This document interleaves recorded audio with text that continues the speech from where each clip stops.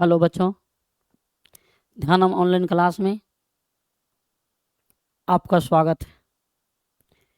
फिर से ये ध्यानम ऑनलाइन क्लास आपके लिए क्रैश कोर्स लेकर के आए हैं, जिसमें ऑल सब्जेक्ट होंगे और मैं आपको संस्कृत और हिंदी का क्लास दूंगा।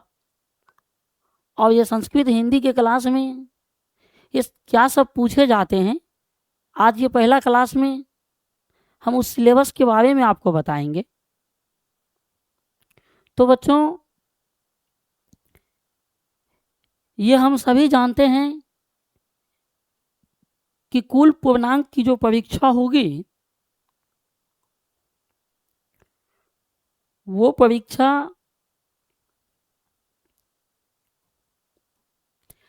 100 मार्क की होगी।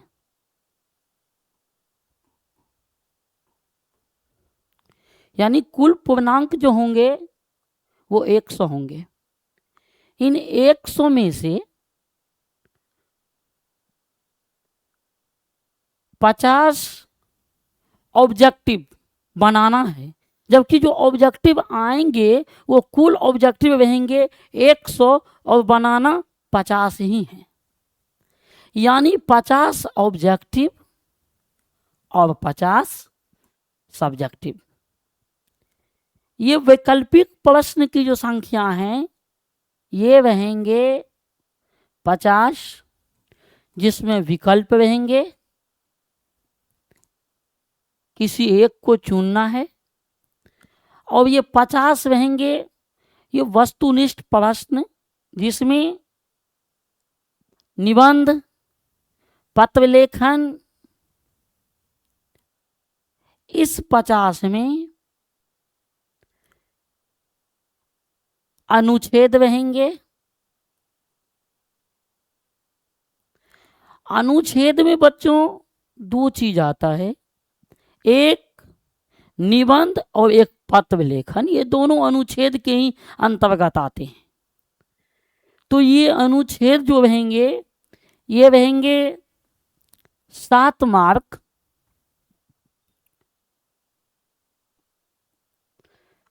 संस्कृत में जो पत्र लेखन होंगे ये पत्र लेखन होंगे आपको 2 पूछे जाएंगे, और कुल प्रश्न तो 4 होंगे लेकिन पूछे 2 ही जाएंगे। बनाना 2 ही है, एक को बनाइए, एक को छोड़िए, एक फिर दूसरे को बनाइए, तो चौथे को छोड़िए। इस तरह से ये 8 मार्क का होते हैं। निबंध यानी अनुच्छेद 7 मार्क, पत्र लेखन संस्कृत में 8 मार्क, और अपठित गद्यांश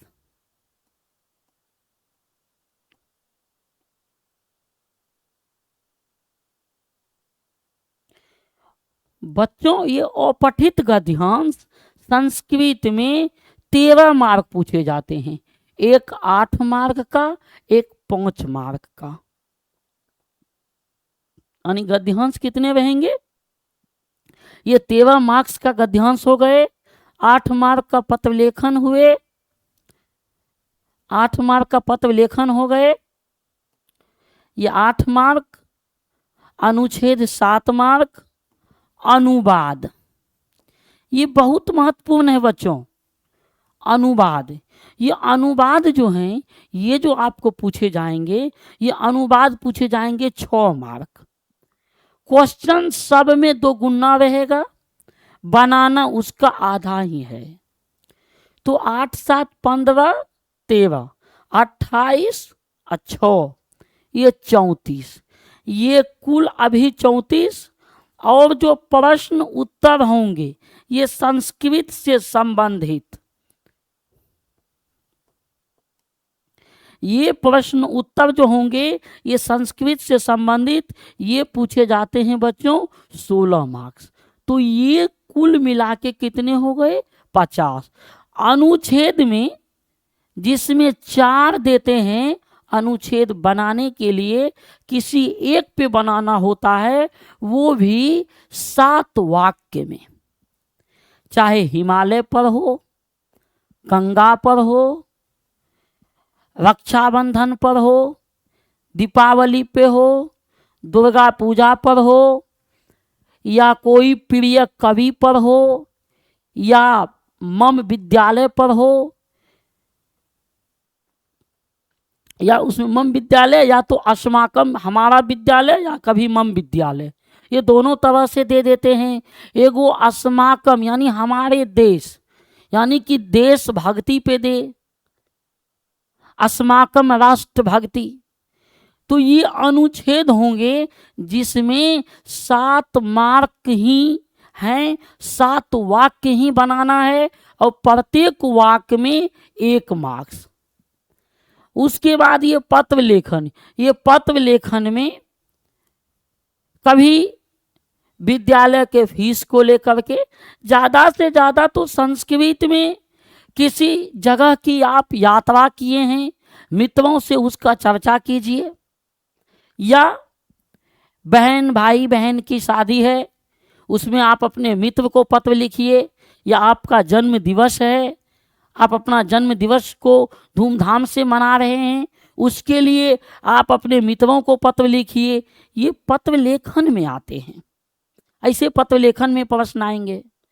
ये अपठित गद्यांश में भी 2 प्रकार है। एक आएंगे काव्यखंड से, यानी निबंध आत्मक में से रहेंगे, एक रहेंगे पद्यात्मक। तो जो पद्य इसमें यानी कि एक रहेंगे 8 मार्क का, एक रहेंगे आपको 5 मार्क्स का। 2 पूछे जाते हैं अपठित गद्यांश, और वो अपठित गद्यांश ऐसा गद्यांश जिसे आप नहीं पढ़े हैं, अपठित नहीं पढ़े हैं, और वो गद्यांश आपको पूछते हैं 2, यानी दोनों मिला के 13 मार्क्स का, 8 मार्क्स का और 5 मार्क्स का। ये अनुवाद, ये अनुवाद बहुत जरूरी है, क्योंकि सारा खेल अनुवाद पर ही खेला जाता है। ये अनुवाद का उपयोग क्या है, यदि आपको अनुवाद बेहतर तरीका से आता है, जो आपको ध्यानम ऑनलाइन क्लास के जरिए आपको बताए जाएंगे बेहतर से बेहतर, उसमें अनुवाद यदि आपको आते हैं तो अनुच्छेद आएंगे, क्योंकि आप हिंदी लिख के उसका अनुवाद फिर संस्कृत में कर सकते हैं अनुवाद। उसके बाद आप पत्र लेखन को लिख के उसको आप कर सकते हैं। अपठित गद्यांश, आप अपठित गद्यांश को जब अनुवाद पे पकड़ आ जाते हैं तो अपठित गद्यांश आसान हो जाता है। और प्रश्न उत्तर की रही बात, तो जब किताब तब जो पढ़ाते हैं सर, तो वो किताब जो होंगे उसमें जो सारी पाठ्य के जो कहानी है, जो निबंध हैं, जो पद हैं, वो अच्छी तरह से समझ आते हैं। तो ये बच्चों रहा आपका 50 मार्क का सब्जेक्टिव जो आपको पूछे जाएंगे। ये मैंने सब्जेक्टिव का सिलेबस लिखा आपको। एक तरफ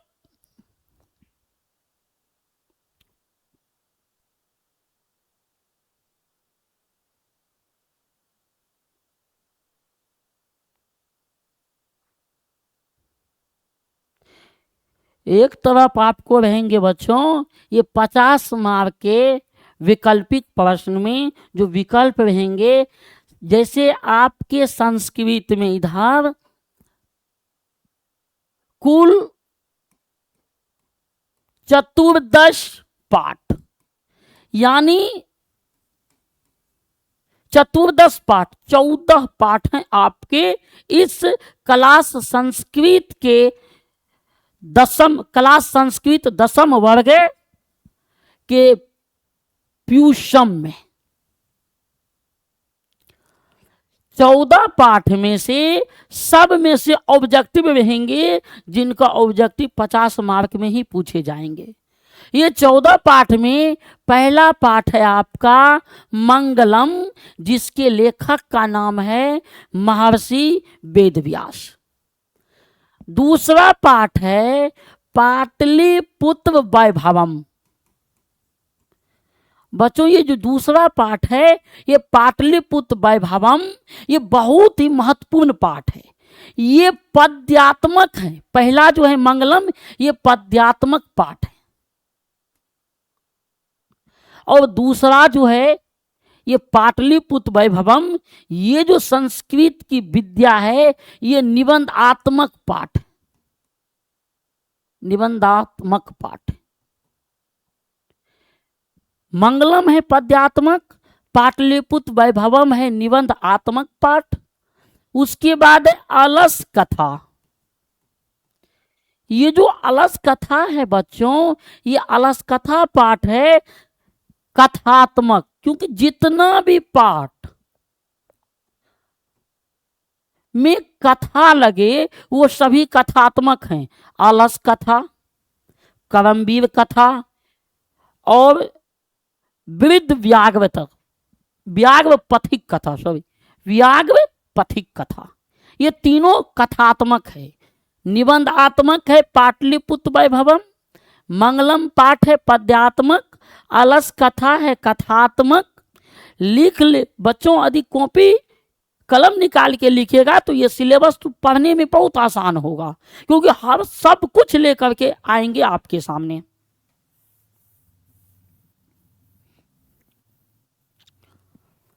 उसके बाद जो पाठ है उसका नाम है संस्कृत साहित्य लेखिका। संस्कृत साहित्य लेखिका,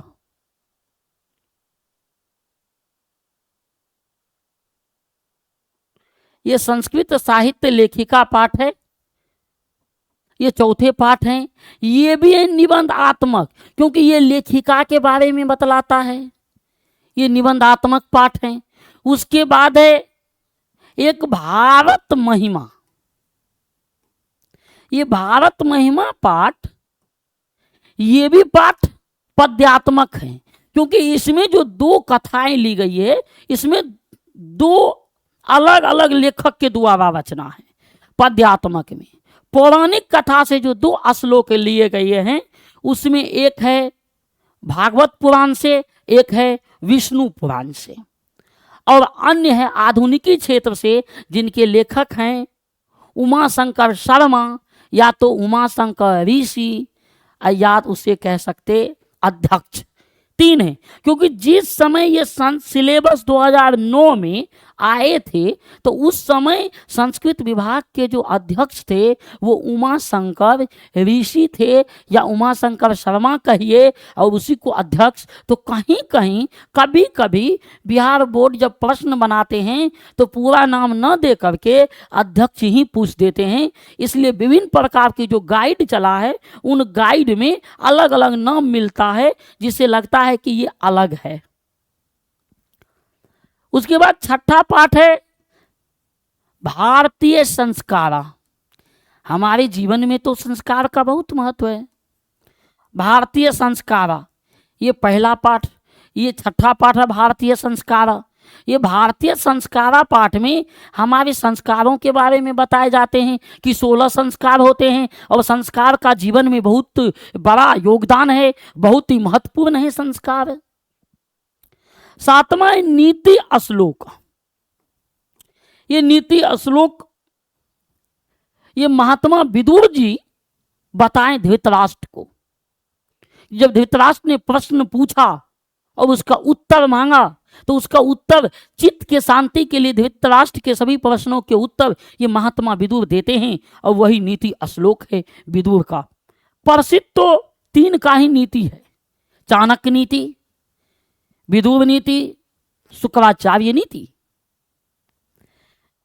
ये भारतीय संस्कारा जो पाठ है ये भी पाठ निबंधात्मक है, क्योंकि संस्कार के बारे में पूरी बात बताता है बच्चों। तो जो संस्कार के बारे में पूरी बात बताए वो निबंधात्मक होता है। क्या हुआ? निबंधात्मक पाठ ये भी है। ये भी पाठ निबंधात्मक पाठ है। नीति श्लोका ये पद्यात्मक पाठ है। बच्चों ये कैसा पाठ है? तो ये नीति श्लोका है ये पद्यात्मक पाठ है, क्योंकि इसमें श्लोक पूर्ण दिया है नीति श्लोका। उसके बाद है कर्मवीर कथा। बताया बच्चों महीने पहले। कथा वाला रहेगा तो ये कथात्मक होगा साहित्य की विद्या। और ये प्रश्न 2 मार्क अवश्य ही पूछे जाते हैं ऑब्जेक्टिव में किसी न किसी पाठ के बारे में। क्रमवीर कथा कथात्मक है। उसके बाद है स्वामी दयानंद। हमारे जीवन में स्वामी दयानंद का भी कार्य बहुत बड़ा महत्व मायने रखता है, क्योंकि इसने भी ऐसे बहुत कार्य किए जिससे हमारे राष्ट्र के प्रति बहुत ज़्यादा इस पर गर्व किया मेरा देश।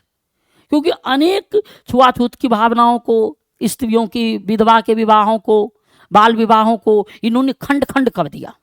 इसलिए अवश्य राष्ट्र के हित में किया, इसलिए मेरा राष्ट्र इस पर गौरव महसूस करता है। स्वामी दयानंद ये किसी के बारे में जब कोई बात बताता है, पूरी कहानी बताता है, तो वो निबंध कहलाता। क्या कहलाता है? तो वो निबंध कहलाता है। निबंध आत्मक हो जाएंगे, साहित्य की विद्या ये भी निबंध होंगे। उसके बाद है एक मंदाकिनी वर्णम। बच्चों ये मंदाकिनी वर्णम अलग अलग साहित्य से मंदाकिनी वर्णम की बात कही गई है। महर्षि वाल्मीकि ने रामायण में मंदाकिनी नदी का वर्णन किया, वो भी वाल्मीकि रामायण के 95वें सर्ग में। उसके बाद जो कालिदास थे, कालिदास ने जो रघुवंश काव्य लिखे, रघुवंश काव्य के 13वें में, क्योंकि नाटक हैं, रघुवंश काव्य के 13वें सर्ग में मंदाकिनी का वर्णन किया। और ये आकाश गंगा के नाम से जाना जाता। ये कौन से नाम से जानी जाती है? ये मंदाकिनी नदी तो आकाश गंगा के नाम से जानी जाती है। ये जब कथा बढ़ाएंगे आपको, तो इसका एक सुंदर रामायण की कथा भी लेकर के हम आपके सामने प्रस्तुत होंगे। उसके बाद एक कथा है व्याघ्र पथिक कथा। ये व्याघ्र पथिक कथा यानी बाघ और पथिक यात्री जो पथिक हैं उनकी कहानी बताया है, बाघ और पथिक की कथा। तो ये भी पाठ कथात्मक है। और इससे पहले जो पढ़ाए मंदाकिनी वर्णम, ये पाठ हो गए पद्यात्मक, क्योंकि जो कविता वाला होते हैं वो पद्यात्मक होते हैं। पद्यात्मक व्याघ्र पथिक कथा हो गए कथात्मक। उसके बाद है 12वां पाठ है कर्णस्य दानवीरता। दानवीर कर्ण, भाई मित्र हो तो कर्ण के जैसा, जानते हुए पर भी कि मेरा मित्र छलिया है, मेरा मित्र पापी है, अपने मामा के बहकावे में इतने बहक गए कि संपूर्ण राष्ट्र का नाश कर देगा, फिर भी जानते हुए पर भी अपने मित्र का साथ दिया। मित्र तो ऐसा होना चाहिए। इस मित्र पर इसके मरने के बाद भी संपूर्ण महाभारत की कथाओं में इन पे मित्रताओं पे गर्व करने योग्य कथा इनकी लगते हैं। तो कर्णस्य दानवीरता, जबकि ये पाठ एक तरह से कर्णस्य दानवीरता में नाटक है, क्योंकि ये नाटक को दिखाया गया किसके द्वारा? तो महर्षि भास के द्वारा। और भास के 13 नाटक में ये प्रिय नाटक है कर्णस्य दानवीरता।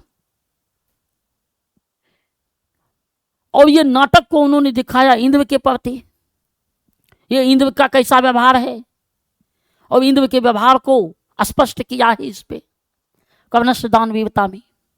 ये पाठ नाट्य आत्मक हो गया,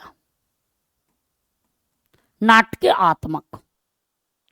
उसके बाद है एक 13वां पाठ है त्रियोदश पाठ। त्रियोदश पाठ का नाम है विश्व शांति।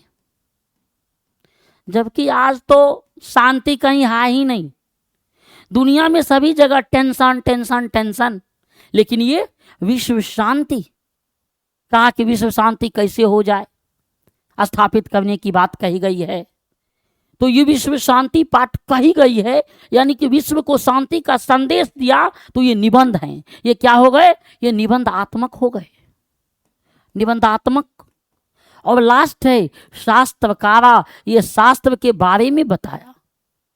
जबकि बच्चों में एक तरह से शास्त्रकारा में प्रश्न उत्तर शैली को अपनाया गया है, लेकिन शास्त्र के बारे में चर्चा भी किया गया है प्रश्न उत्तर शैली को अपनाते हुए, शास्त्रकारा पाठ।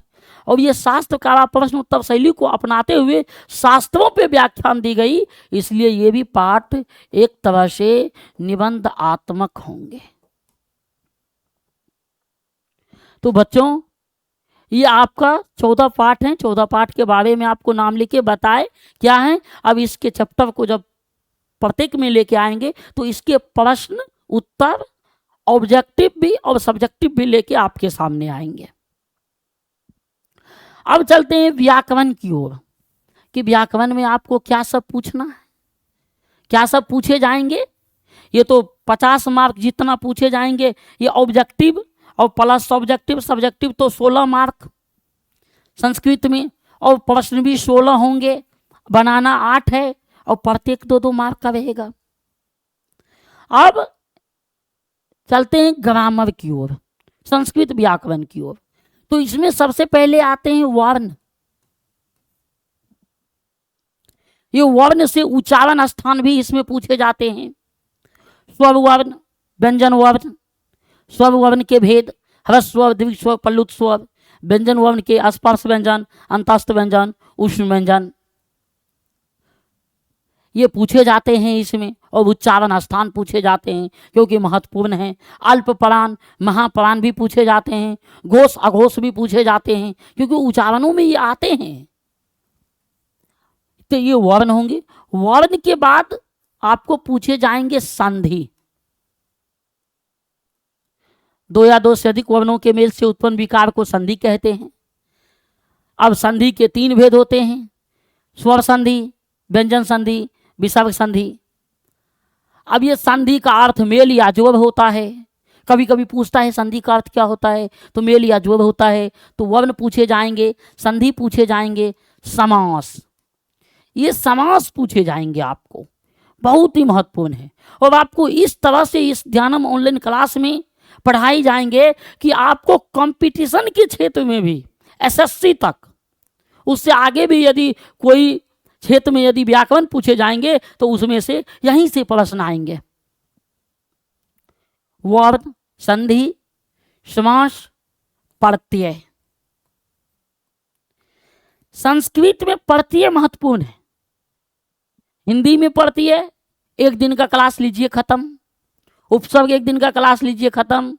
लेकिन संस्कृत में यदि बात की जाए प्रत्यय की तो ये प्रत्यय चलते हैं, कई दिन भी चल सकते हैं क्योंकि प्रत्यय का इसमें भाग है। जबकि प्रत्यय को मुख्य रूप से 2 ही भागों में बांटा गया, एक कृत प्रत्यय, दूसरा तद्धित प्रत्यय, और एक तीसरा है जबकि उसे प्रत्यय नहीं, प्रत्यय में माना गया है, स्त्री प्रत्यय। कृत प्रत्यय के बारे में बताए जाएंगे तो उसमें 12 से 13 प्रत्यय पढ़ाए जाएंगे। तद्धित प्रत्यय आपको 22-23 पढ़ाए जाएंगे। और स्त्री प्रत्यय जो 8 हैं, गीप, गीस, पहले है टाप, डाप, चाप, गीप, कीस, गीन, ऊंग और ती, ये 8 स्त्री प्रत्यय हैं। तद्धित प्रत्यय महत्वपूर्ण है। इसमें से लमसम यानी 100 ऑब्जेक्टिव में 10 से 12 मार्क इससे रहते हैं। यदि बनाया जाए तो बहुत ही आसान है। प्रत्यय, उपसर्ग, संस्कृत में उपसर्ग का बहुत योगदान है। ये 22 के 22 उपसर्ग यदि आपको याद हो जाएंगे तो इससे समास हो जाएंगे। क्योंकि जब कोई उपसर्ग किसी समासिक पद में पहले लग जाता है तो वो अव्ययीभाव समास कहलाता है। क्योंकि जितना उपसर्ग होता है वो सभी उपसर्ग अव्यय कहलाता है। अव्यय क्या होता है, तो अव्यय वे शब्दांश होते हैं जो लिंग, पुरुष, वचन और कारक के अनुसार कभी नहीं बदलते हैं, वो अव्यय कहलाते हैं। आप कह सकते हैं कि यह एक आजाद है, इस पे कभी किसी का प्रभाव पड़ता नहीं है। जैसे किंतु, किंतु शब्द पे कभी कोई प्रभाव नहीं पड़ता है, किंतु वो नहीं हो सकता है, किंतु का किंतु ही होगा। इसलिए का ही हमेशा इसलिए होता है। अतः बोलते हैं तो अतः होता है, कौन तो कौन होता है। तो इसलिए ऐसे शब्द अव्यय कहलाते हैं। अब आप यथा को ले लीजिए, यथा, यथा एक अव्यय है। अब ये अव्यय किसी में लग जाए तो वो अव्ययी, पहले अव्यय लगना चाहिए, पूर्व पद अव्यय हो तो अव्ययीभाव समास होगा। उसके बाद है बच्चों लकार। ये लकार बहुत ही महत्वपूर्ण है। आपको मुख्य 5 लकार हैं, कुल लकार 10 हैं, लेकिन प्रमुख 5 हैं। लट लकार, लंग लकार, लिट लकार, लोट लकार और विधिलिंग लकार। ये 5 लकार के धातु रूप। तो बच्चों धातु रूप में क्या होता है कि 2 रूप होते हैं धातु में। एक होते हैं लकार धातु और एक हो जाता है बच्चों क्रिया धातु। लकार धातु हो गई, किसी लकार का जो सूत्र हुआ वो हो गया लकार धातु।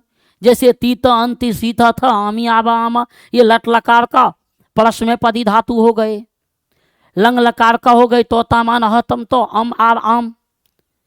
तो ये लकार धातु के सूत्र का प्रयोग क्रिया धातु पे होता है, वो भी लकार के अनुसार। तो वो जब लकार पढ़ाएंगे तो उसमें आपके लिए एक बेहतर तरीका से लेके आएंगे आपके पास। आपको गर्व होगा इस ध्यानम ऑनलाइन क्लास पे। ये लकार पूछे जाएंगे, जो प्रमुख 5 लकार हैं, 5 लकार के सूत्र पूछे जाएंगे। आत्मनेपदी और परस्मैपदी का प्रयोग कहाँ होता है ये भी आपको बताएंगे। उसके बाद हो गए बच्चों शब्द रूप।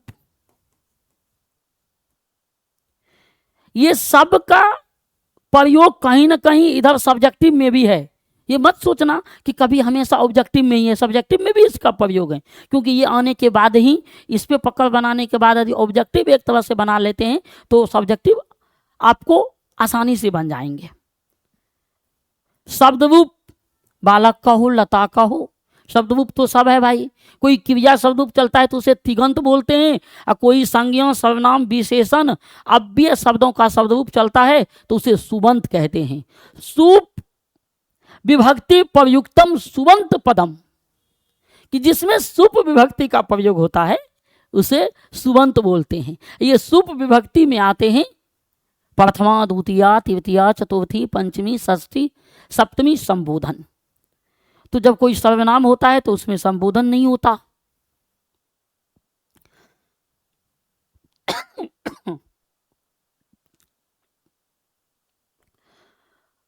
ये शब्दरूप।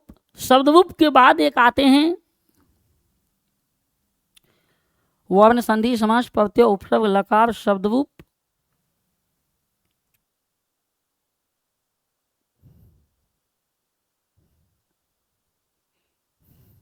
वाच्य। बच्चों महत्वपूर्ण है वाच्य। ये वाच्य 2 मार्क पूछे जाते हैं और 2 मार्क पूछ के आपको बताएंगे कि इसमें बताइए कि कौन सा वाच्य, कर्तव्यवाच्य, कर्मवाच्य, भाववाच्य। तो अनुवाद से संबंधित वाच्य हैं, ये वाच्य भी आपको पढ़ाएंगे। शब्द रूप के बाद एक आते हैं बच्चों धातु रूप। क्रिया के मूल रूप को धातु कहते हैं, हम जिसको हिंदी में पढ़ना लिखते हैं। अब इसी का हम संस्कृत में जब पठ बोलते हैं, यदि हिंदी में हम इसे क्रिया कहते हैं तो संस्कृत में इसे धातु कहेंगे और इसी को समझाने के लिए क्रिया धातु कहेंगे। ये क्रिया धातु होते हैं। तो वर्ण हो गए संधि समास प्रत्यय उपसर्ग लकार शब्द रूप वाच्य धातु रूप। तो ये बच्चों इतने सिलेबस आपको संस्कृत में पढ़ाए जाएंगे ये ध्यानम ऑनलाइन क्लास में क्रैश कोर्स के बैच में। जो शुरू से पढ़े होंगे उनके लिए बेहतर होंगे कि रिवीजन हो जाएंगे एक अच्छी तरह से, क्योंकि जो अनुच्छेद भी आपको बताए जाएंगे उसका हिंदी लिख के बताए जाएंगे। प्रत्येक संस्कृत भी और उसके नीचे हिंदी भी, और बनाने की तरीका सब कुछ उसमें बताए जाएंगे आपको। अब आगे सिलेबस की ओर मिलेंगे कल से। नेक्स्ट वीडियो में आप जुड़े रहिएगा इस ध्यानम ऑनलाइन क्लास के साथ और अपने भविष्य को एक बेहतर से बेहतर संवारते रहिएगा। धन्यवाद।